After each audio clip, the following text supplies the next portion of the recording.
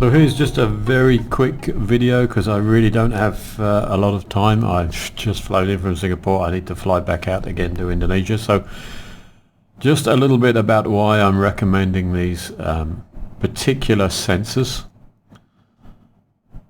So they are the Oria digital Bluetooth thermometer hygrometer, and they connect up to a app on your phone.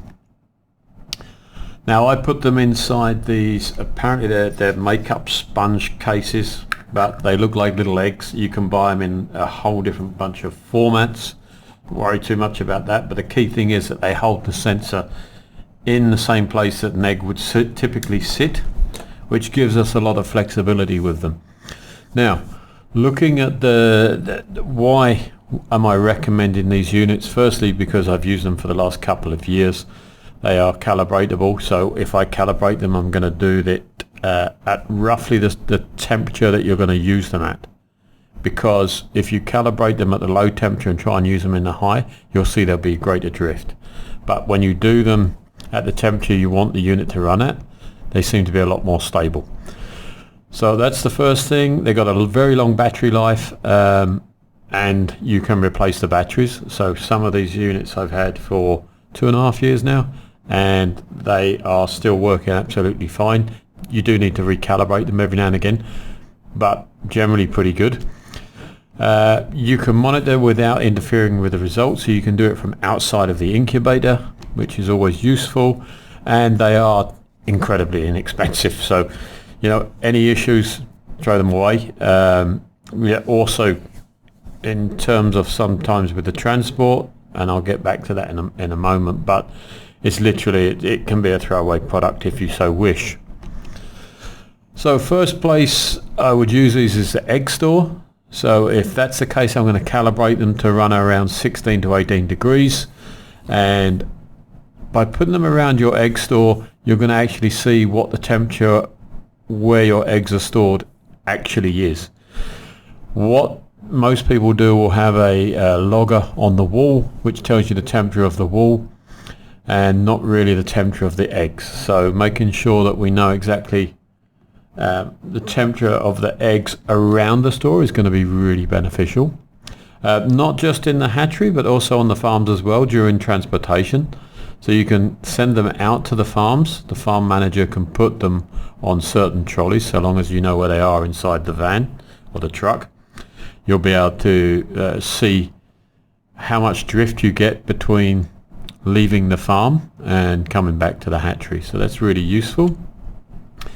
You can use them in your incubator. Now, if that's the case, you want to basically get that temperature up inside the cooler box when you calibrate them to around 35, 36 degrees.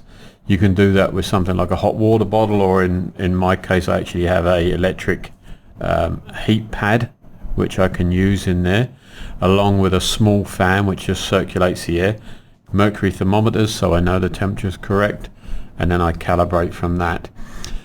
And basically those units, and I've been working with around 6 each time inside an incubator, but they will come back to your phone, so you can get the information directly onto your phone.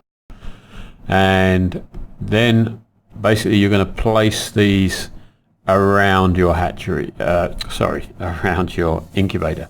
So in different positions within the incubator, and that's going to tell you whether you got hot or cold spots within that incubator. Once you know that, the only thing you really need to watch out for is where those hot and cold spots are, particularly the hot ones, because they're going to do the most damage. What I would recommend as well, if you can, is when you first start doing these, when you get the temperature and you think that's a little bit hot, go in there and take the eggshell temperature at the same time to make sure you know what the variability will be, because there will be a difference between this and what your eggshell temperatures the further you go into incubation, because the eggs are producing heat and this unit will not produce heat. Once you take the data off, which is really useful, it's going to give you basically a graph which you can then download into Excel or a CSV file and send it to yourself, which you can then take off and you can collate.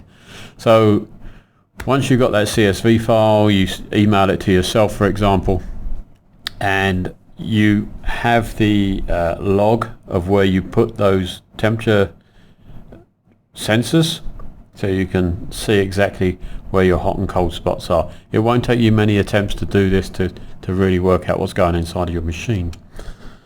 The other thing with these, you can also use them in your hatcher baskets, but you need a slightly different holder, and I do this using 2 practice hockey balls.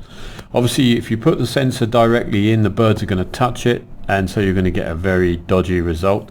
The reason why I use 2 hockey balls, it lifts the sensor up, so it's around about the head height of the birds. So it's not directly on the ground, and it's not going to get trampled by the birds. Put it inside. Again, I'll use those 6 sensors around the hatcher, but I might also do it in the truck. So if you think about putting that in the truck, because it's Bluetooth, you can actually see the readout inside your cab as well as you're driving along. But that's the reason why I'm really pushing for these. I'm not affiliated anyway with this equipment, and be honest, I don't think they're making that much money anyway because they're pushing them out so cheap. But really, they are a good piece of kit, really simple to actually get a handle on what's going on inside your operations.